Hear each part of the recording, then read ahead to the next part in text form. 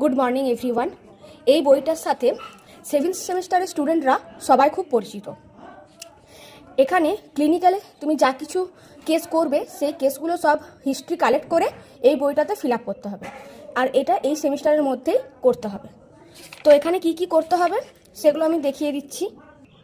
এখানে দেখো, antenatal examination 20টা, অ্যাসেসড লেবার ইউজিং পার্টোগ্রাফ 10টা, পারভেজাইনাল এক্সামিনেশন 10টা, নর্মাল ডেলিভারিজ অবজার্ভ 10টা, assisted in conduction of normal child birth 10টা, conduction of normal deliveries independently 10টা, প্লাসেন্টাল এক্সামিনেশন পারফর্ম 5টা, এপিসিওটমি অ্যান্ড সুইচারিং পারফর্ম 3টে, postnatal assessment and care done 15টা, abnormal or instrumental deliveries 5টা, assisted or observe insertion of PPICD 2টো, newborn assessment perform 10টা, newborn resuscitation perform 5টা। আর এগুলো assistant in kangaroo mother care 2টো, আর এই কেয়ার প্ল্যান, ক্লিনিক্যাল প্রেজেন্টেশন, এগুলো সব অ্যাসাইনমেন্টে লিখতে হবে। এরপর শুরুর দিকে এখানে কিছু কোশ্চেন্স রয়েছে ভাইভার জন্য, এই যে দেখে নাও।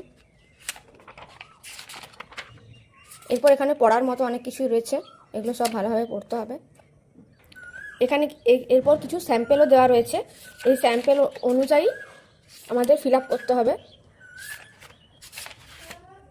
এরপর আমরা চলে আসছি যেগুলো আমাদের ফিল আপ করতে হবে। তো এই যে পাতাটা, এটা হচ্ছে কি অবজার্ভিং নর্মাল চাইল্ড বার্থস। তো দেখে নাও এখানে কি কি লিখতে হচ্ছে।